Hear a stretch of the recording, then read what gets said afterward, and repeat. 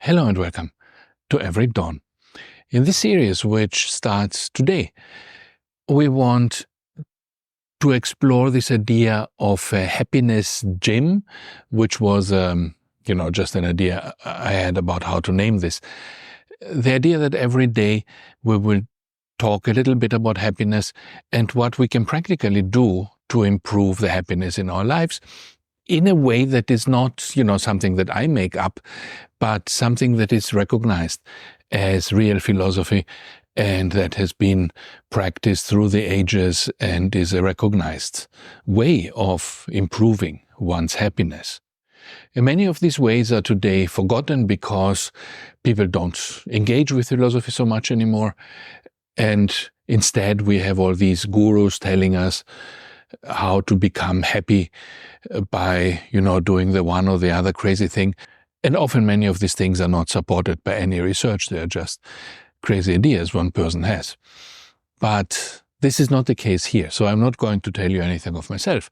We are going to explore ways of becoming happier that are well-known ways that are discussed by the great philosophers. And I would like to start this with Aristotle just because Aristotle is so straightforward and he makes so much sense, especially today. Aristotle says, and we will talk about him in the future few sessions also, so it's not, these 5 minutes here are not the whole of his theory, but I want to start with this because for Aristotle it's very important that the virtues are at the center of one's happiness. Aristotle believes that we cannot be happy if we are not virtuous, if we are not good people, if we are not morally good people. Being morally good is necessary for one's happiness. This is interesting, right? Because today we don't think this generally. We think that one can be ruthless, one can be lying, one can be even a criminal, one can be cheating others and become happy through the results, through the fruits of this cheating. So we believe that somebody who is dishonest and makes a lot of money by selling a bad product still can be a happy, rich person, or perhaps an influencer on the internet who takes advantage of his followers, who lies to them, who makes up sensationalist claims and therefore gets lots of views. We think that this person can still be happy being successful in this way. But Aristotle would not agree with this at all. So for Aristotle, being happy, being truly happy, and being morally good is the same thing. And we can kind of make sense of it if we ask, let's say we have a criminal, let's say you are a drug dealer, a killer, some sort of criminal. And now we can ask, can you be really happy? And Aristotle would say, no, because when you do these bad things you are doing, okay, you will earn a lot of money, you will be rich, but then on the other hand, you will also have the police coming after you.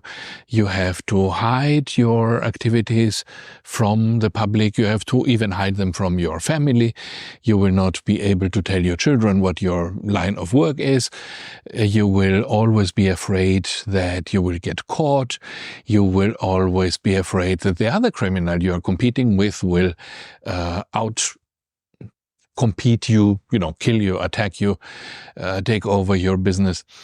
And you see this in these, crime shows, how this is between criminals. If you think of Breaking Bad, right, all these interactions between these people where you cannot trust anyone and everybody's after you. And this never ends well, Aristotle would say. So the only way to be truly at peace and to reach true happiness is through being a good person, is through having the virtues. And we will talk more about the virtues later and how to employ them and how to use them. But here is first what Aristotle thinks the main virtues are. I will read them to you. He recognizes 9 virtues. He says there is wisdom, and obviously this is the most important because this allows us to understand how to employ all the other virtues. There's prudence, justice, fortitude, courage, liberality, magnificence, magnanimity, and temperance. So you don't need to memorize all those, obviously. I haven't done it myself. This is not important, which particular virtues we have. It's more important to understand the idea of a virtue. The idea of a virtue is some property of your character that benefits yourself and others at the same time. This is very important to Aristotle, that it benefits not only us but also others, but also that it not benefits only others, but in return it also makes our own life better. So when I'm honest, for example, I benefit the person to whom I am honest, but I also benefit myself because this other person recognizes me as honest, and later they will relate to me in a better way. They will be nice to me. They will be honest to me. They will trust me. And so together we create a world in which it is better to live in, right? So this is the idea.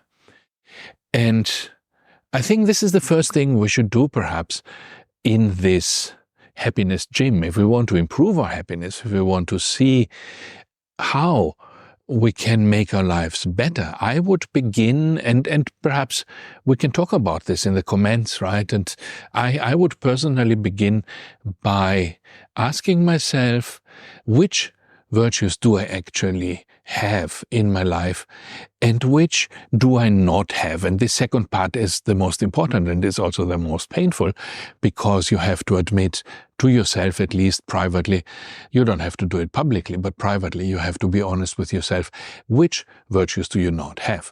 So for example, for myself, I would say I'm often lacking patience, especially with people who are close to me, with friends, with family, with colleagues. When something goes wrong, I'm not always the most understanding or the most patient person. So this is something that I recognize as a lack of my virtue. And there I would say that, you know, if I want to improve my happiness, this is something I would have to work on. I would have to try to get a balanced set of virtues. This is another thing that's important for Aristotle, and we will talk about it later. You cannot just have one virtue. You have to have all of them in a balanced way. And we will see later what this means exactly. But you can start already by thinking, you know, which virtues do you not have as much as you would like to, or if you are honest, you know, as much as you think would be good to have. And what can you do to practice them? What can you do to improve them? Because the important point is, and with this we end, that this is not given by God or by birth or by your genes. For Aristotle, the virtues are something you can practice. You have the opportunity every day to practice, let's say in my case, my patience. When, you know, my children do something that tries my patience, then this gives me an opportunity to actually practice it. And when somebody else, you know, annoys me in the street, perhaps a car, a driver, cuts me off and in some way annoys me, this gives me again an opportunity to practice this virtue. And so I think that this is a good starting point. You know, look around. Which virtues do you not have to the amount that you want? Also, of course, which ones you have. There is no need to feel bad about oneself. You can also be happy about the virtues you have developed, and then perhaps think how you can practice and how you can improve the virtues that you are lacking. And surprisingly, you know, helping you along this way are exactly the people who you think are bad for you. So for example, in my case, people who test my patience by annoying me are those whom I need in order to improve. So this would be the thing. Try to bring yourself into situations in which your patience is tested, or your honesty, or your whatever it is that you feel that you have a lack of. And then these people will give you an opportunity to practice and to get better at it. So that's it for today. Thank you for being here, and I would love it if you would tell me in the comments what you think of this. You don't need to talk about your personal lack of virtue, but just in a general sense, do you think that this advice makes sense for you, and do you think that it is useful? Do you think that you got something out of it? I have another question, by the way.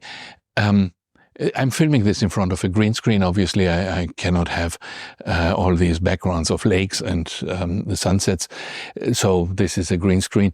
But I'm wondering whether you think that it's good to have these photographic backgrounds, that are nice to look at, or do you think that this looks fake and pretentious, and you would prefer perhaps a more neutral background? I could have a background of a wall or of a, abstract color. Tell me also in the comments, if you like, which kind of background would be good, which you would like to look at, and should it be changing from video to video? Should it always be the same, like setup that doesn't change and only the content of the video changes?